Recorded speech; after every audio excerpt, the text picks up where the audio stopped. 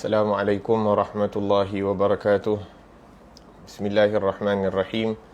Nawayna ta'alluma wa ta'lim wa tadhakkura wa tadhkir wa naf'a wal intifa' wal ifadah wal istifadah wal hatha ala tamassuki bi kitabillahi ta'ala wa sunnati rasulih sallallahu alaihi wasallam wa du'a ila al-huda wa dalalata ala al-khair ibtigha'a wajhillah wa mardatihi wa qurbihi wa thawabihi subhanahu wa ta'ala. Allahumma inna nas'aluka fahman nabiyyin wa hifdzal mursalin wa ilhamal malaikatil muqarrabin. Allahumma aghnina bil ilm wa zayyinna bil hilm wa akrimna bit taqwa wa jamilna bil afiyah. Allahumma akhrijna min dhulumatil wahm wa akrimna bi nuril fahm. Subhanaka la ilma lana illa ma 'allamtana innaka antal alimul hakim. Rabbi shrah li sadri wa yassir li amri wahlul 'uqdatan min lisani yafqahu qawli wa saddid lisani wahdi qalbi bihaqqi sayidina Muhammadin sallallahu alaihi wasallam. Alhamdulillah wassalatu wassalamu ala sayidina Rasulillah wa ala alihi wa ashabihi wa man walah, amma ba'd. Alhamdulillah, dalam pengajian yang lalu kita sebutkan tentang seorang yang ingin mendekatkan diri kepada Allah Subhanahu wa taala, antara tata tertib, antara amalan dan adab yang perlu dijaga adalah untuk berusaha berada di dalam keadaan at-taharah, berada dalam keadaan bersih, berwuduk, bersedia untuk beribadah kepada Allah Subhanahu wa taala pada bila-bila masa. Dan sebelum kita menyebutkan tentang cara-cara untuk mendidik ataupun melatih diri untuk sentiasa berada dalam keadaan at-taharah, kita sebutkan pada pengajian yang lalu juga perkara yang terkait dengan penampilan. Penampilan ataupun pakaian yang mana dilihat oleh orang. Apakah niat kita sewaktu memakai daripada pakaian ataupun memakai daripada pakaian yang cantik. Adakah kita ini menjadi hamba kepada pakaian ataupun penampilan, sehingga kalau penampilan itu tidak sesuai, kita merasakan bahawa ianya merupakan satu kekurangan. Kita tidak merasakan bahawa nilai yang sebenar sebagai seorang manusia itu adalah daripada apa yang terdapat di dalam hati, yang mana merupakan tempat pandangan Allah Subhanahu wa taala. Dan kita bawakan contoh tentang Sayyidina Hasan bin Ali bin Abi Talib, dan juga daripada zuriatnya Sayyidina Ja'far As-Sadiq bin Muhammad Al-Bagir, yang mana kedua-dua mereka ini memakai daripada pakaian yang cantik, yang indah, yang bagus. Begitu juga dengan Imam Malik bin Anas rahimahullah, Imam Darul Hijrah, yang mana penampilan mereka itu cantik, akan tetapi ianya tidak melalaikan mereka daripada Allah Subhanahu wa taala, tidak mendatangkan kebanggaan dalam diri mereka. Dan kita juga bawa kisah tentang Sayyidina Uwais Al-Qarni, yang mana seorang yang masyhur, yang dikenali oleh penduduk langit akan tetapi tidak dikenali oleh penduduk bumi, memakai apa yang termampu. Dan sewaktu bertemu dengan Sayyidina Umar Al-Khattab radhiyallahu anhu, dan apabila Sayyidina Umar ingin memberikan duit dan ingin memberikan pakaian kepadanya, maka yang dikatakan kepada Sayyidina Umar adalah, wahai Umar, ya ini baju yang aku pakai ini aku tak tahu sampai bila aku hidup sehingga aku akan melusuhkannya, sehingga aku akan merosakkan dan perlu untuk menggantikannya. Dan duit yang aku ada ini aku tak tahu sama ada aku akan hidup lama untuk membelanjakan daripada duit tersebut. Maka dari dua kisah ini kita mengetahui bahawa yang penting di sisi Allah Subhanahu wa taala adalah hati kita.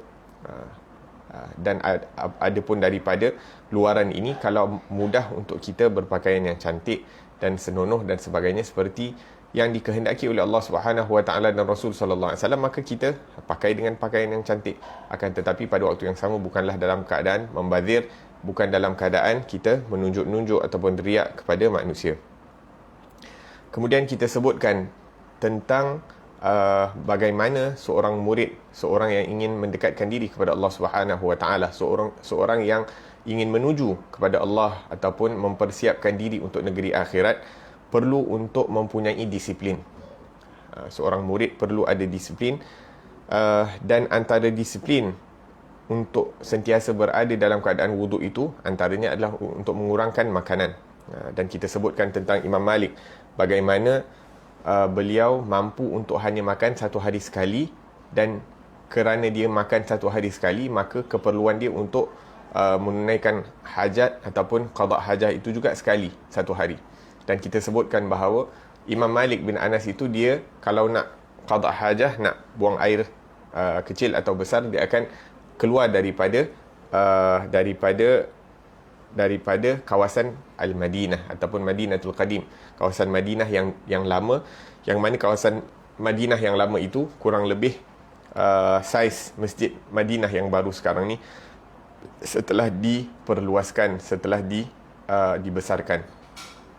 Moga-moga Allah Subhanahu Wa Taala pilih kita untuk menziarahi daripada Rasulullah sallallahu alaihi wasallam dalam keadaan yang terbaik. Amin Allahumma amin.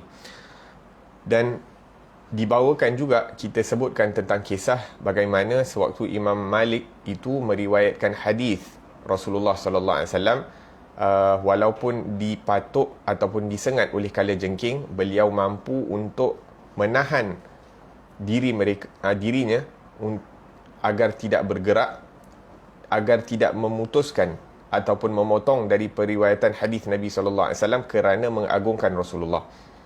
Ya, ini bermula daripada boleh menahan diri daripada mengikut hawa nafsu pada waktu makan, sehinggalah seseorang itu mampu untuk mencapai ke satu tahap mampu menahan diri daripada perkara-perkara yang akan mengurangkan daripada pengagungan kepada hadis Nabi SAW ataupun daripada perkara-perkara agama.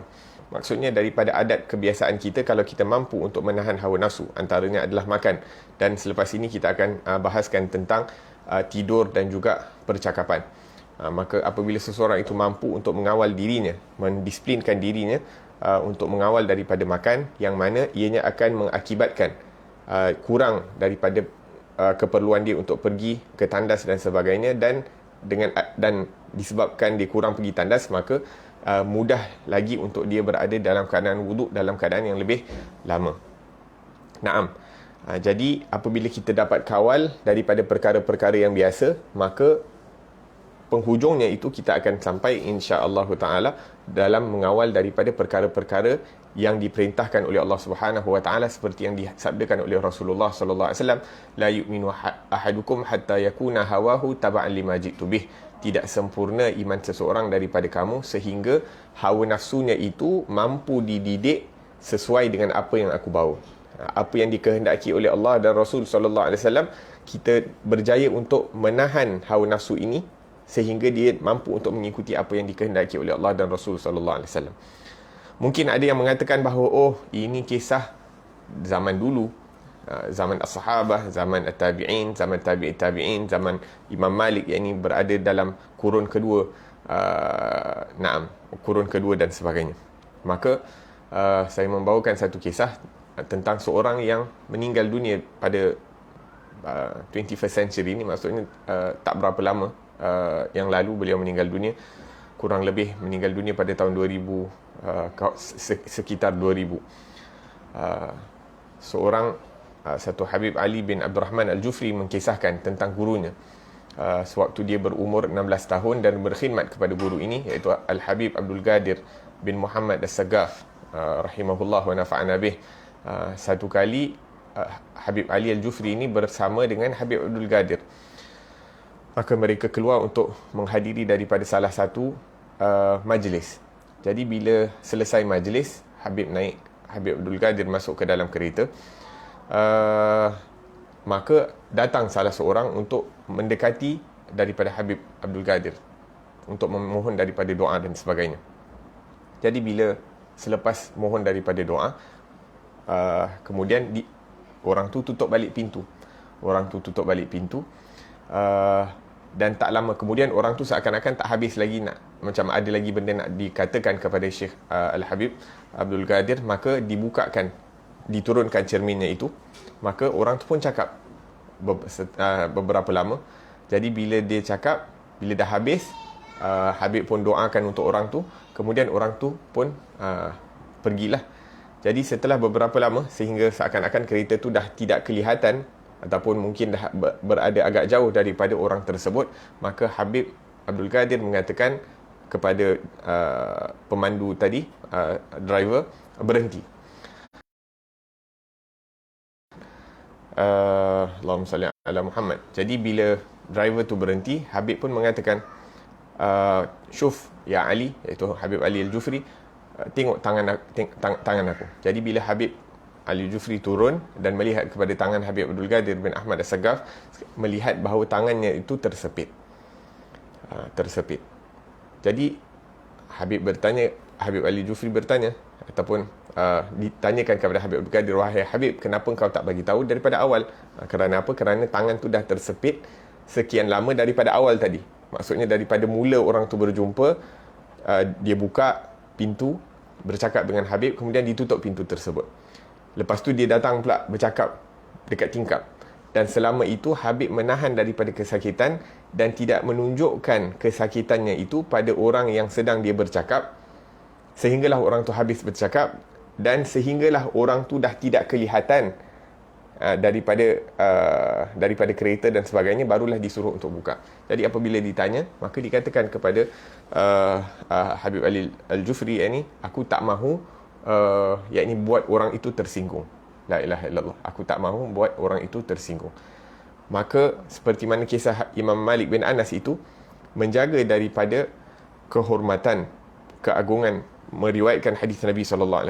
Itu kisah Imam Malik. Dan kisah Habib Abdul Qadir ini bagaimana mengagungkan daripada perasaan seorang Islam, sehingga walaupun dia berada dalam kesakitan, dia mampu tahan. Kerana apa? Tak nak menyinggungkan daripada perasaan orang yang memohon doa daripada Habib. Yang ini orang ni berhajat kepada Habib, minta nasihat, kemudian minta doa dan sebagainya. Jadi bila orang tu dah seakan-akan suka kepada Habib ni, jadi bila orang ni, kalau dia tahu yang dia menyakitkan Habib dengan membuatkan tangan Habib tersebit, maka orang ni akan terasa tersinggung dan akan rasa bersalah. Jadi untuk mengelakkan daripada orang tu rasa bersalah, maka Habib Abdul Qadir sanggup menahan daripada kesakitan tangan tersepit ataupun jari tersepit pada pintu, sehingga tidak menyinggungkan perasaan orang tersebut.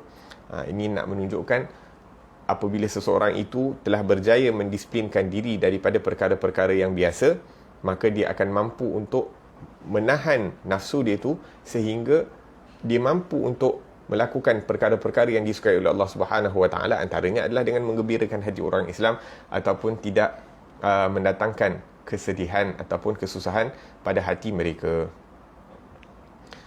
La ilaha illallah. Nah, sedangkan kita ni sebenarnya kalau biasa-biasa pun tersepit sikit, terlanggar sikit dah sakit. Menahan daripada perkara-perkara yang tabii, yakni perkara biasa. Kita kalau terlanggar, tersakit, tersinggul sana dan sebagainya, kita akan secara normal akan ada expression muka, expression tubuh badan, akan tetapi mereka mampu untuk menahan daripada perkara-perkara tersebut. La ilaha illallah. Dan ini bukan berlaku pada kurun-kurun awal seperti yang kita sebutkan tadi, bukan kurun pertama, bukan kurun kedua, bukan kurun ketiga. Ini yang berlaku pada kurun yang ini, kurun yang ke-15. Kita berada dalam kurun 15 dalam kalender Islam. La ilaha illallah. Dan ini merupakan hasil apabila seseorang itu mampu untuk menahan daripada hawa nafsunya itu, tidak membenarkan hawa nafsunya itu diikuti ikut dan. Ini nak makan, dibiarkan makan secara berlebih-lebihan dan membazir. Nak tidur, dibiarkan. Nak bercakap, dibiarkan. Wahakadha. Wahadhi aham min karamat alladhi yatakallam anha fulan ta'ir. Dan ini dapat menahan daripada hawa nafsu ini merupakan salah satu perkara yang lebih hebat daripada karamat-karamat ataupun keramat-keramat yang disebutkan oleh orang. Ada orang boleh terbang, ada orang boleh jalan atas air dan sebagainya.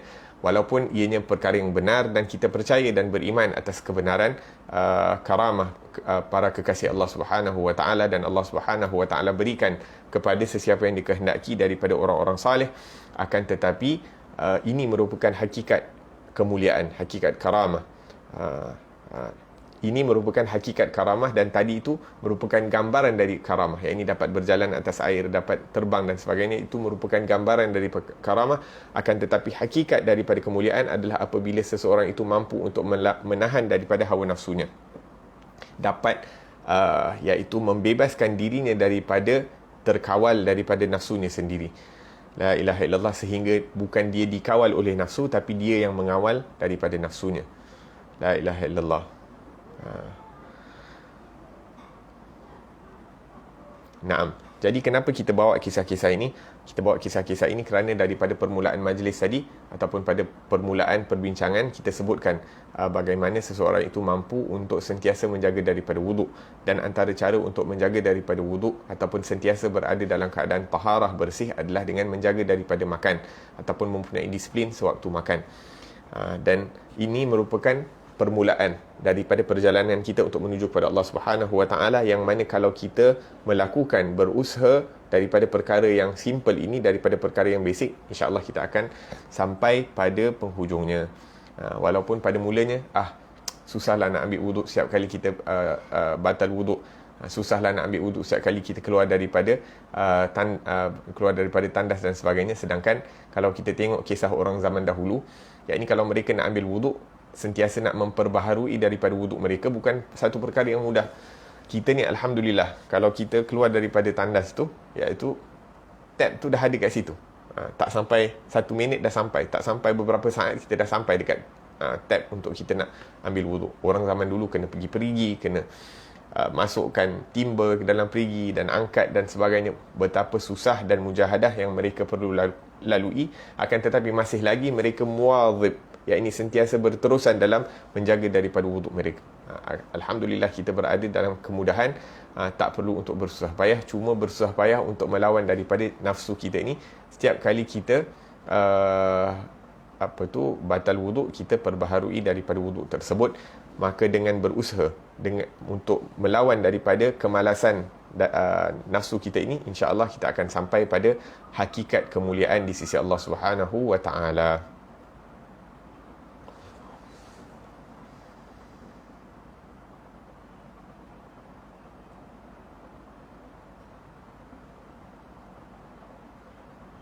Naam, apabila kita mampu untuk melawan daripada nafsu kita ni, menjaga daripada wuduk, menjaga daripada kebersihan, menjaga hati kita ini daripada tertipu ataupun dimiliki oleh fikiran-fikiran yang tidak selari dengan apa yang dibawa oleh Allah yang dibawa oleh Nabi Muhammad sallallahu alaihi wasallam, maka insya-Allah perkara-perkara yang berat akan menjadi mudah. Sunnah-sunnah yang besar dan berat akan menjadi mudah untuk kita amalkan apabila kita mampu untuk meningkat daripada satu obstacle, satu halangan kepada halangan yang lebih berat ataupun lebih besar. Naam, sayusbih ladzah alladhi nara khariqan lil 'adah fi tahammulil alam, sehingga kan halangan-halangan yang berat itu akan menjadi satu kenikmatan untuk kita berusaha untuk menempuhi daripada halangan tersebut dengan izin Allah Subhanahu Wa Taala.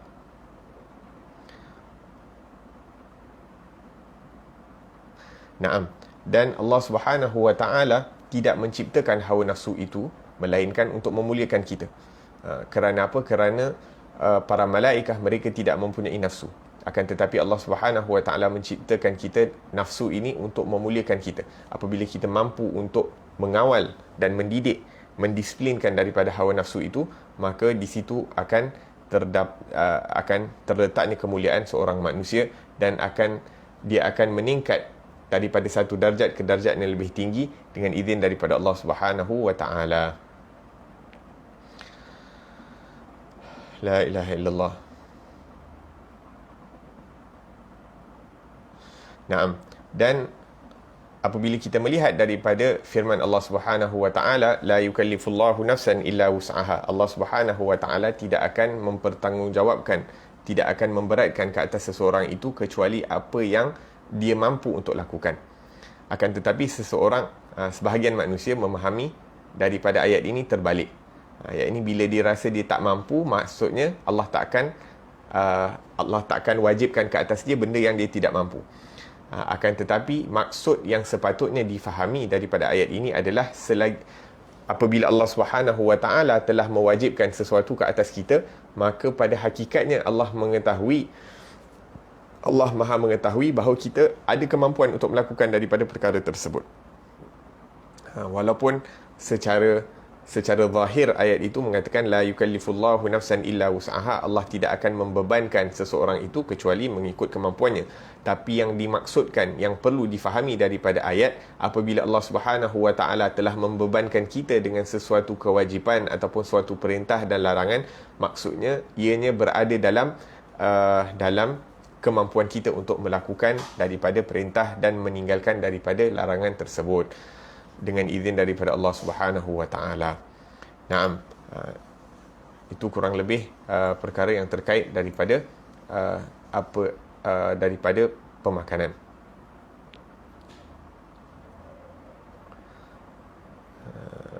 Naam. Jadi bila kita dapat kontrol daripada makan, maka kita akan mampu untuk kontrol daripada nafsu kita. Allahu akbar.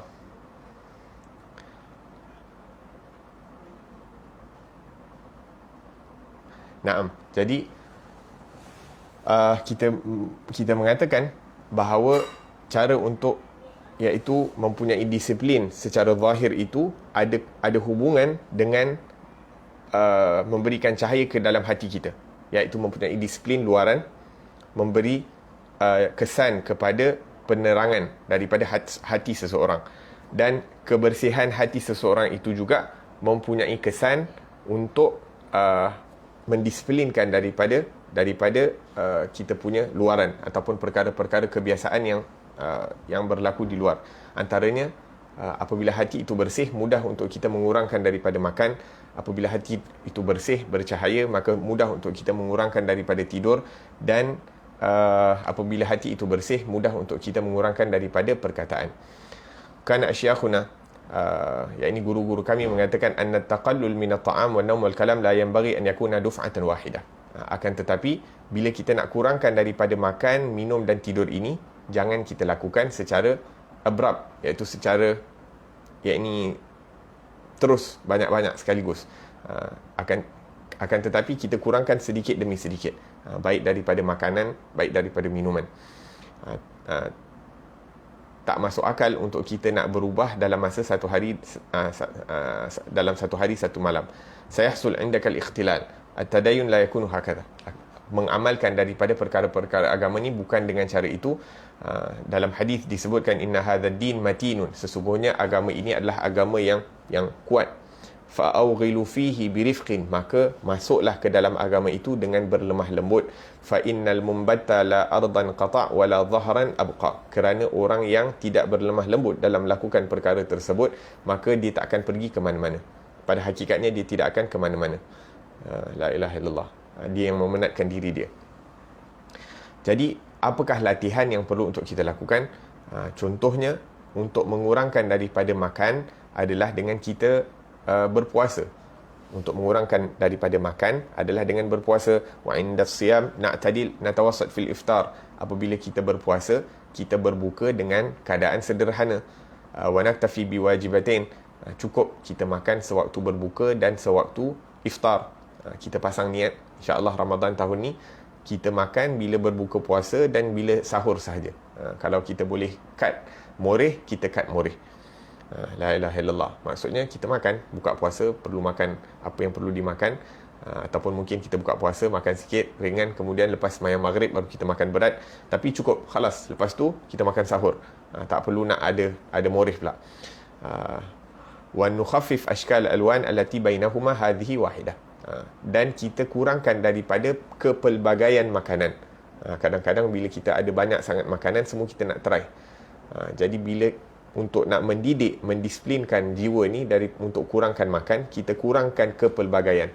Bila ada kepelbagaian, naik semangat ataupun naik terliur untuk nak try semuanya. Ini satu cara untuk kurangkan daripada makanan. Yang kedua, qulna fil majlisil madi, iaitu cara yang kedua seperti yang kita telah sebutkan pada pengajian yang lalu, kita berhenti makan sewaktu kita masih lagi ingin untuk makan. Contohnya kita dah makan 2 pinggan, kita nak makan lagi 1 pinggan, nak tambah pinggan ketiga, kita kurangkan, kita berhenti sedangkan kita masih lagi nak makan, dan kita tinggalkan pinggan yang ketiga tu, makan pinggan yang ketiga itu kerana Allah Subhanahu Wa Taala, bukan nak tunjuk kita ni hebat ke, kurang makan ke, pious ke, orang yang tak banyak makan ke. Lah, kita tinggalkan makanan yang banyak itu kerana Allah Subhanahu Wa Taala, ataupun tinggalkan makan pinggan yang ketiga kerana Allah Subhanahu Wa Taala. Yang pertama tadi puasa, yang kedua dan mengurangkan makanan sewaktu berbuka dan sahur. Yang kedua tadi, berhenti makan sewaktu kita masih lagi ada keinginan untuk makan. Dan yang ketiga, aidan fi ta'am natadarraj fi taqlil fi kamiyati ta'am fil wajib al-wahidah. Dan seharian kalau kita makan, contohnya kita makan pagi, kita kurangkan sedikit daripada makanan pagi. Tengah hari kita kurangkan daripada makanan tengah hari. Dan kalau boleh, kita kurangkan daripada memilih makanan-makanan yang kita suka, kita gemari. Kerana bila kita ada makanan yang kita gemar, khalas, kita dah tak boleh kontrol. Kalau orang tu suka asam pedas, khalas, bila ada je asam pedas, dia tak boleh nak boleh berhenti nak makan. 3 pinggan, 4 pinggan pun boleh jalan. Akan tetapi kita kurangkan daripada menghidang ataupun memilih daripada makanan-makanan yang kita tahu kita suka dan kita tak boleh kontrol daripada makanan tersebut. Boleh sekali-sekala, tapi bukan selalu. Allahu Akbar. Kemudian disebutkan, dikata kita tahu setengah-setengah jenis makanan ini kita tak boleh nak kontrol. Itu tempat, itu kelemahan kita. Jadi kita macam mana nak buat?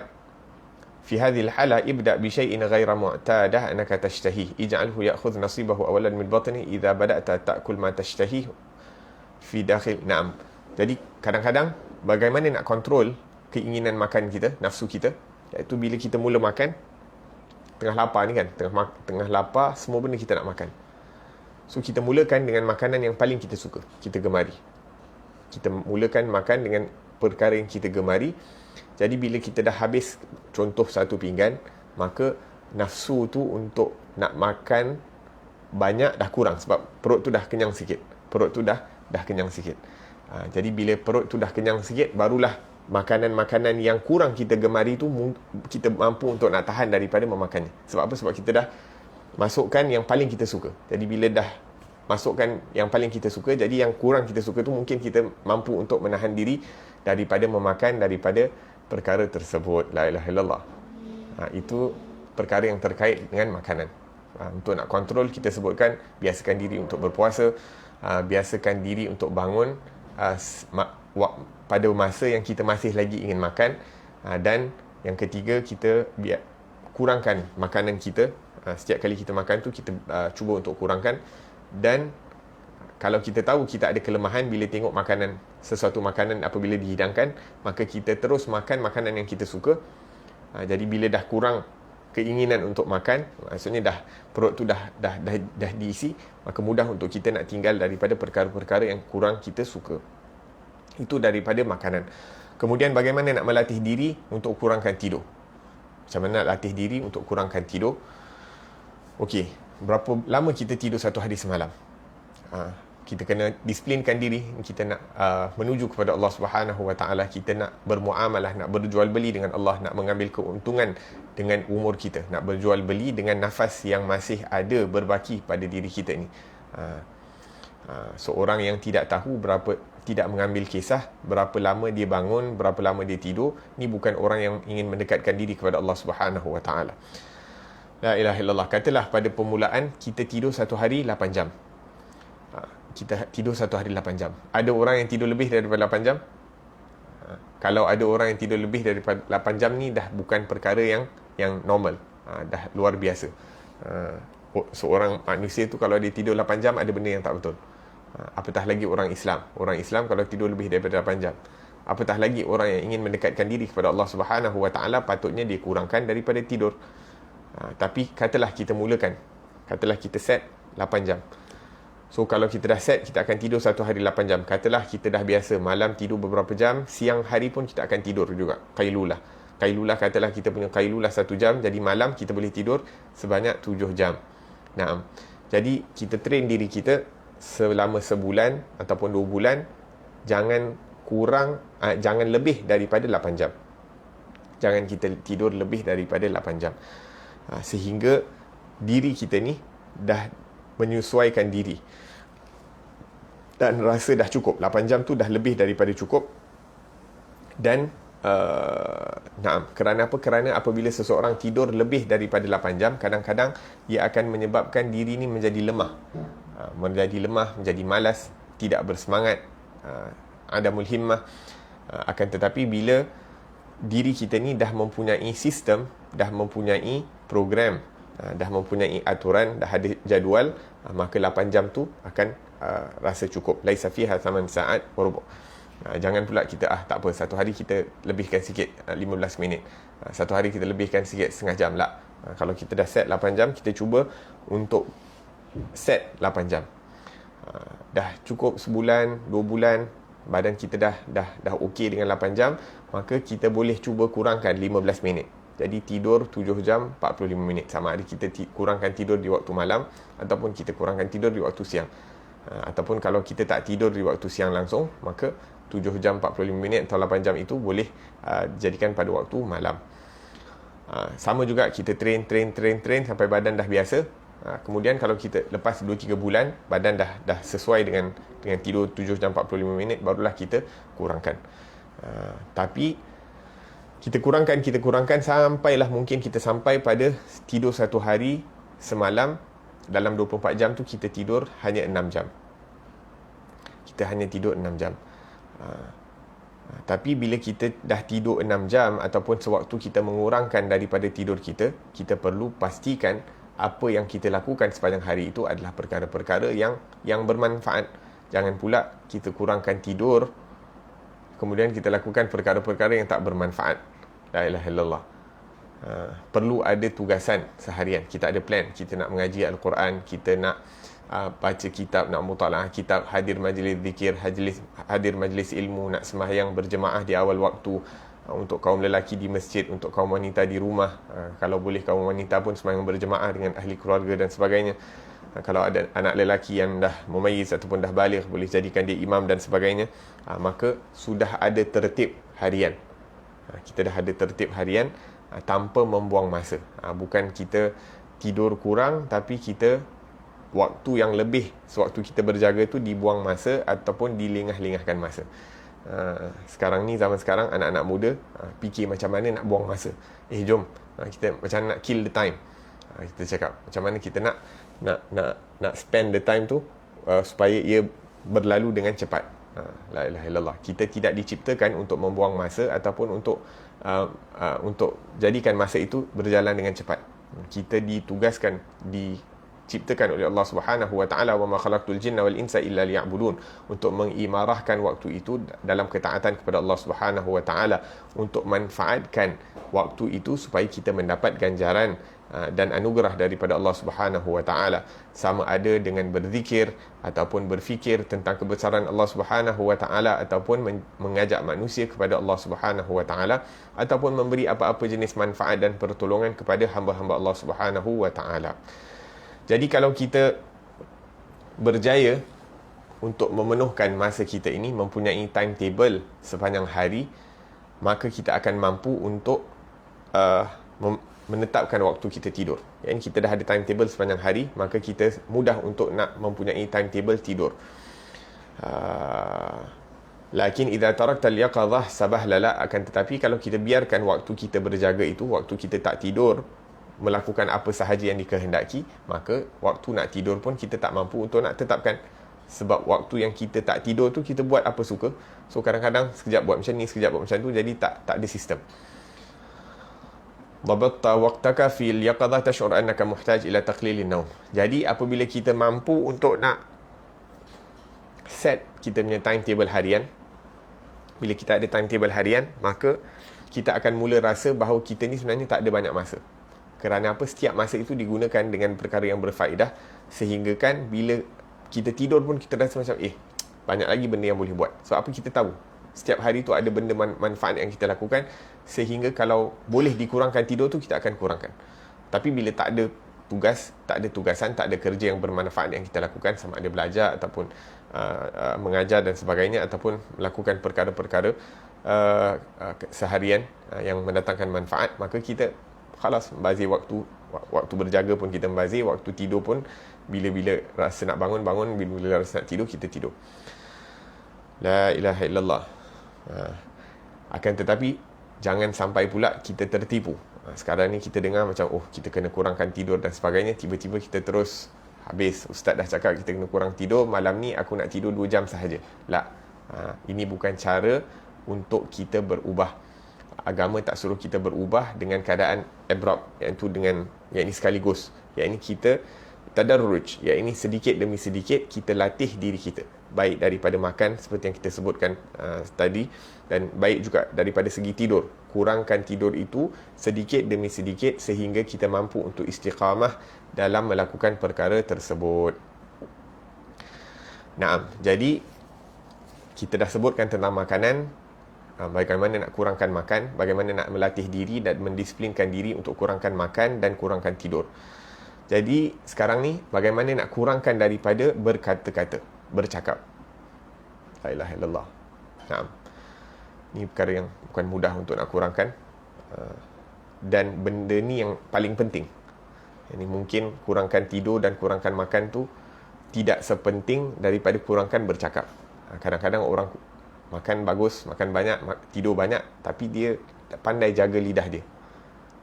Tapi kadang-kadang orang kurang makan, kurang tidur, tapi dia tak pandai jaga lidah dia. Sedangkan menjaga lidah ni merupakan satu perkara yang paling penting, terpenting. Kemudian kita tanya diri kita, adakah kita ni jenis orang yang setiap apa yang diperkatakan kepada kita, mana-mana kita pergi, ada je benda kita nak cakap. Apa-apa topik yang dibahaskan, yang dibincangkan depan kita, kita nak cakap juga sekali. Sama ada perkataan yang dibahaskan ataupun perbincangan yang dibincangkan itu mendatangkan manfaat ataupun tidak, kita nak cakap. Bila ada orang berdebat dan sebagainya, kita pun sibuk juga nak join sekaki. Sama ada benda tu ada faedah ataupun tidak, kita nak join. Perlu orang yang ingin mendekatkan diri kepada Allah Subhanahu Wa Taala untuk membezakan apakah perkara yang bermanfaat untuk diperkatakan dan apa yang tidak bermanfaat untuk dikatakan, sehingga dia berdiam diri dan mampu untuk menahan dirinya daripada berkata-kata. Al-kalamul mayyit allati la tanbani alaihi al-faedah. Ini perkataan yang lara adalah perkataan yang tak ada faedah. Sebagai contoh, orang duduk kan, jumpa dengan sepupu-sepupu, kawan-kawan, dia kata, piala tu siapa yang menang? Siapa yang menang perlawanan ni? Dan sebagainya. Bukanlah ni, kumpulan ni yang menang. Bukanlah tu tahun yang sebelum tu, tahun yang selepas tu juara orang ni. Ish faedah. Benda tu perkara yang tidak mendatangkan apa-apa faedah. Kemudian siap Google pula, tengok apa yang betul, apa yang tak betul, siapa yang betul, siapa yang tak betul. Habis setengah jam, 1 jam atas perkara yang tidak mendatangkan faedah. Lepas tu pula, tu ada geng-geng dia lah. Ada geng yang suka perlawanan dan sebagainya. Ada pula geng-geng yang suka perkara-perkara gadgets. Cakap pasal komputer, cakap pasal kereta, cerita pasal kereta. Kereta daripada Amerika bagus ke, ataupun daripada UK ke bagus, ataupun daripada Europe ke, daripada Jepun ke. Ini lagi cantik, itu lagi nampak elegan, itu lagi nampak color tu ni. Ini membahaskan perkara-perkara yang tak mendatangkan faedah. Orang yang bahas ataupun orang yang bercakap dengan orang yang dia cakap dengan, dua-dua ni tak ada plan nak beli pun kereta, tapi sibuk duk cerita pasal kereta semua orang. Orang tu ada kereta ni, orang ni ada kereta ni.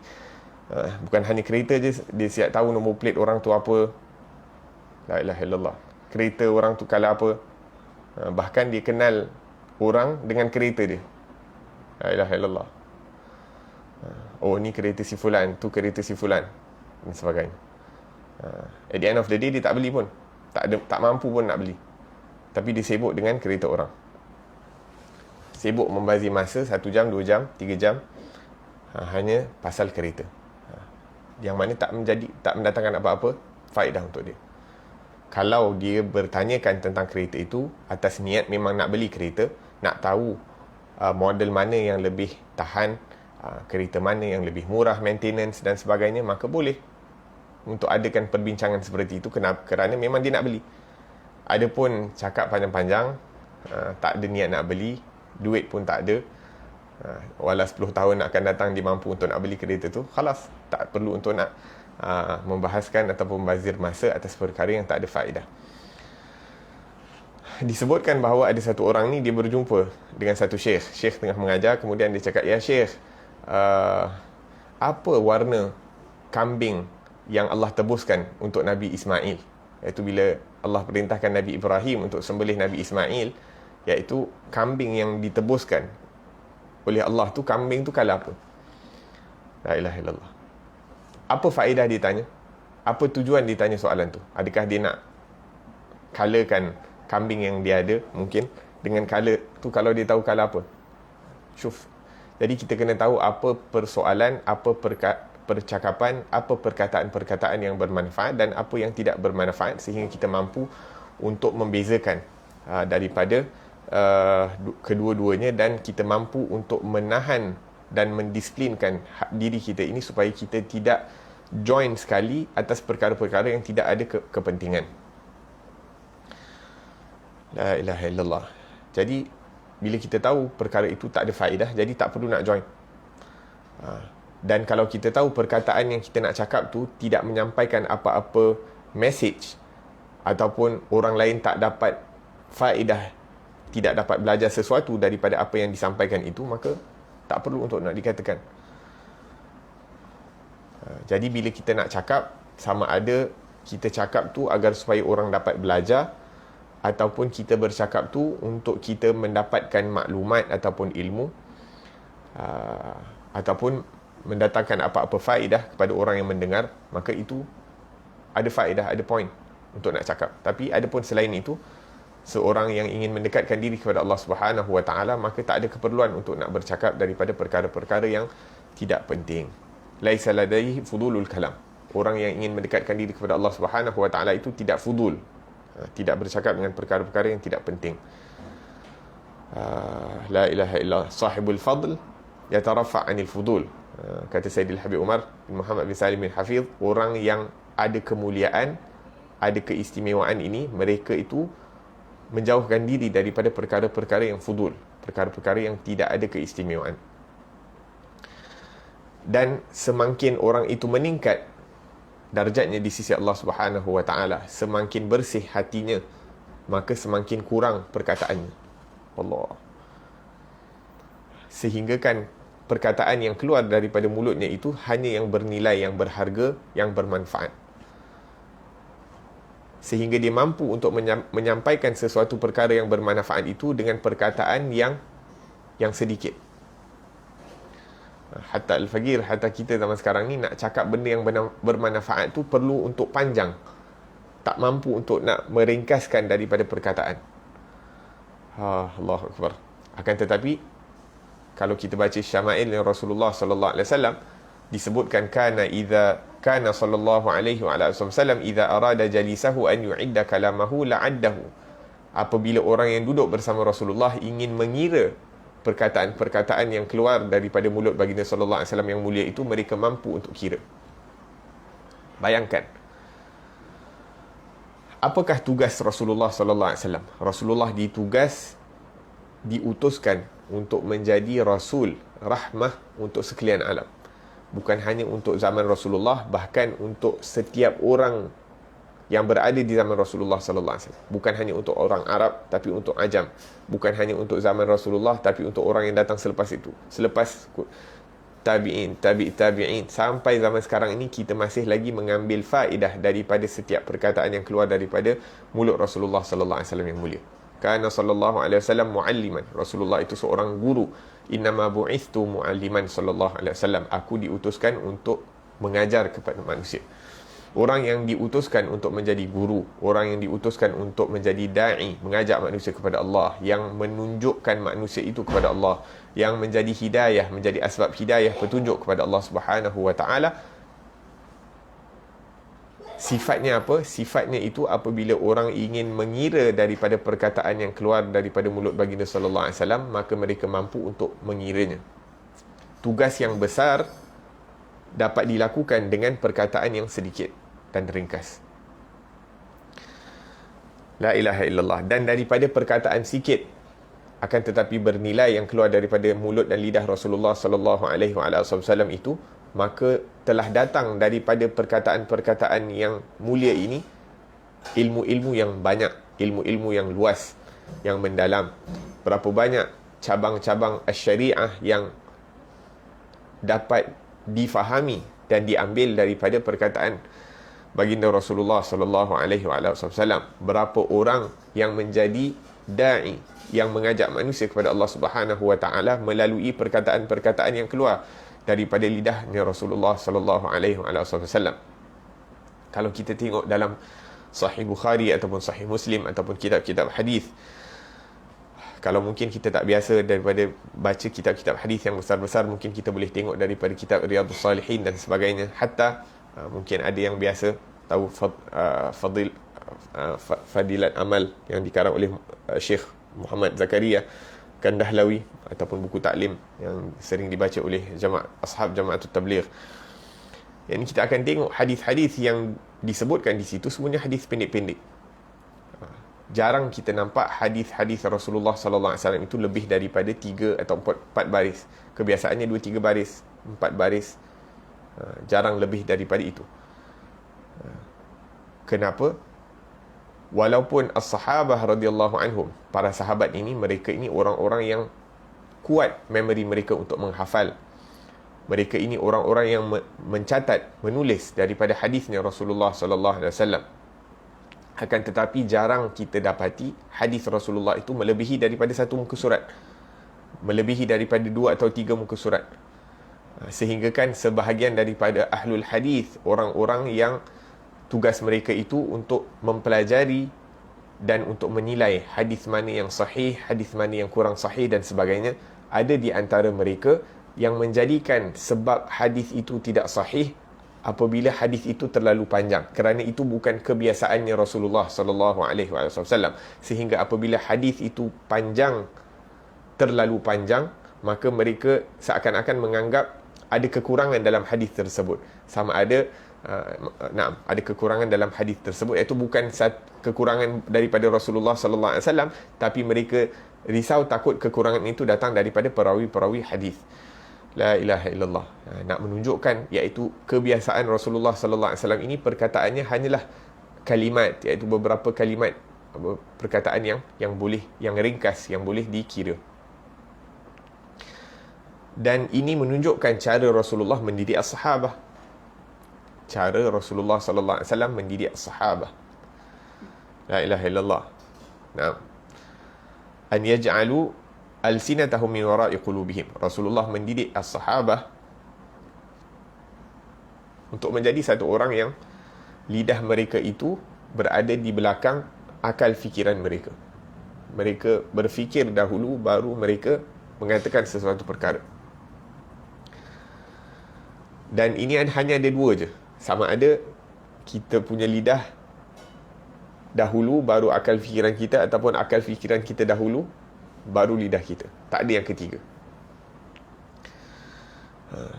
Adapun orang yang lidahnya di hadapan akal fikirannya, maka setiap waktu dan keadaan dia nak bercakap, apa-apa yang dia dengar dia akan nak komen, di mana sahaja dia berada dia akan nak bercakap. Selagi mana dia boleh bercakap, dia nak bercakap. La ilaha illallah. Tak ada disiplin, dia tak boleh nak kontrol lidah dia. Dia tak mampu untuk mengawal diri dia daripada berkata-kata.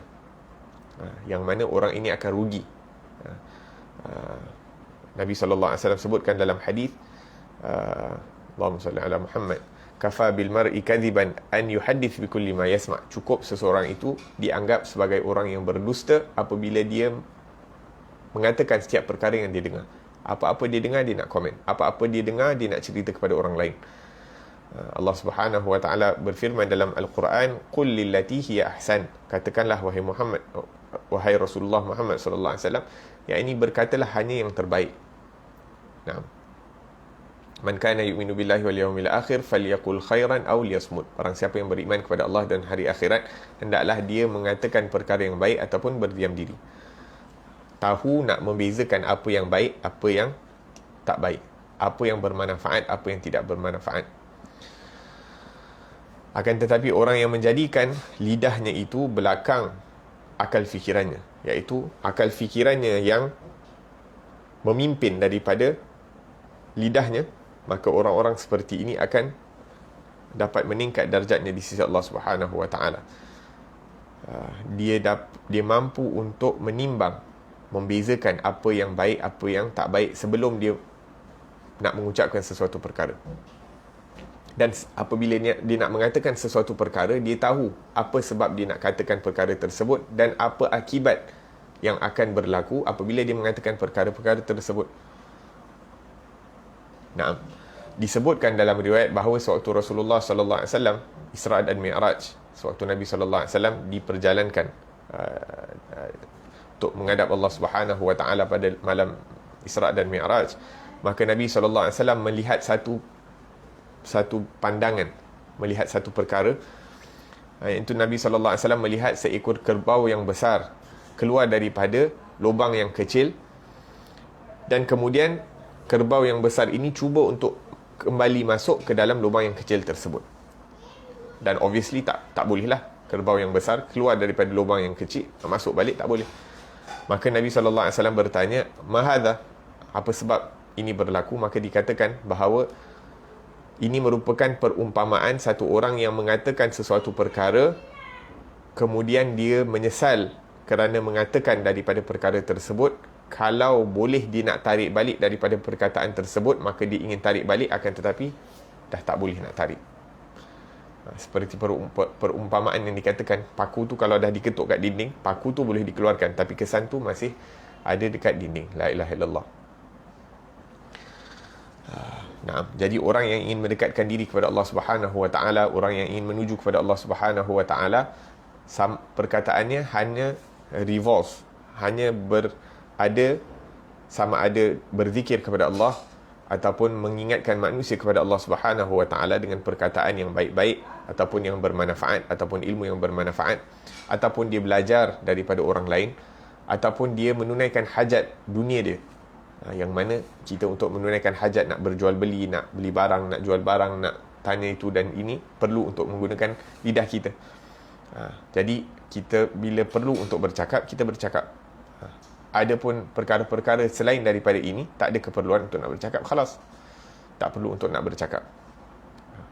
Sehingga apabila kita mampu untuk mengawal diri ini, mengawal lidah, barulah kita mampu untuk mengawal sekalian daripada tubuh badan yang lain.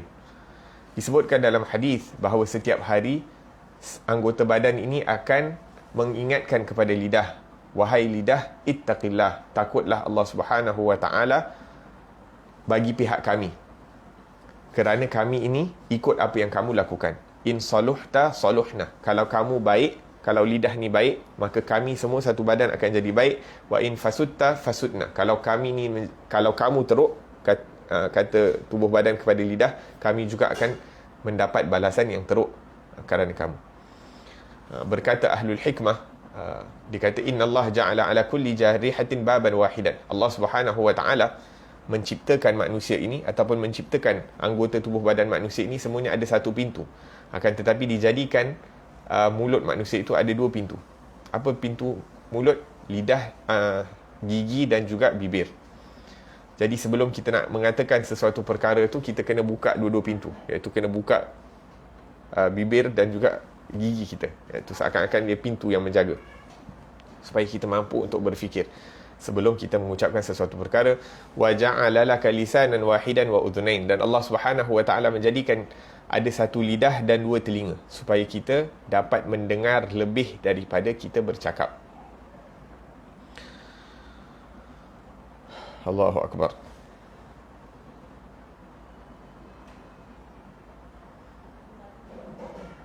Naam. Perbahasan tentang bagaimana untuk nak mengawal dan mendidik lidah ini masih ada baki.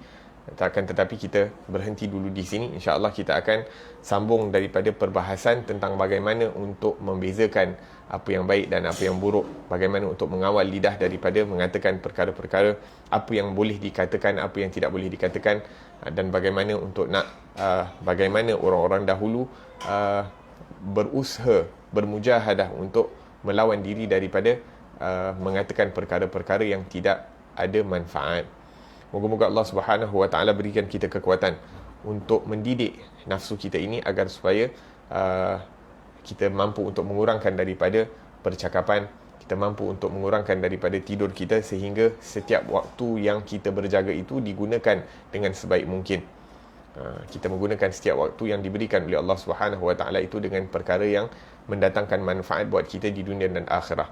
Dan kita berusaha untuk mengurangkan makan dan mengurangkan makan sehingga kita tidak terikut daripada nafsu ini. Apa-apa yang dikehendaki nafsu itu kita layankan. Moga-moga Allah Subhanahu Wa Taala manfaatkan kita dengan apa yang diperdengarkan, dan moga-moga Allah Subhanahu Wa Taala berikan kita taufik untuk beramal dengan apa yang diperdengarkan ini, dan jadikan kita orang yang bersih luar dalam. Amin Allahumma amin. Rabbana anfa'na bima 'allamtana, rabbi 'allimna alladhi yanfa'una, rabbi faqihna wa faqih ahlana wa qarabati lana fi dinina ma ahli al-qutri unsa wa zakar, rabbi wafiqna wa fiqhum lima tartadi qawlan wa fi'lan karama warzuqil kulla halalan daima wa akhilla atqiya ulama nuhdha bil khairi wa nufa kulla shar. Rabbana waslih lana kulla shu'un wa aqirra bir ridha minkal uyun. رب واقض عنا ربنا كل ديون قبل أن تأتينا رسل المنون واغفر واستر أنت أكرم من ستر وصلاة الله تغشى المصطفى من إلى الحق دعانا والوفى بكتاب فيه للناس شفاء وعلى الآل الكرام شرفاء وعلى صحب المصابيح الغرار. اللهم اهدنا بهداك وجعلنا ممن يسارع في رضاك ولا تولنا وليا سواك ولا تجعلنا ممن خالف أمرك وعصاك وحسبنا الله ونعم الوكيل ولا حول ولا قوة إلا بالله العلي العظيم. صلى الله على سيدنا محمد وعلى آله وصحبه وسلم والحمد لله رب العالمين. والسلام عليكم ورحمة الله وبركاته.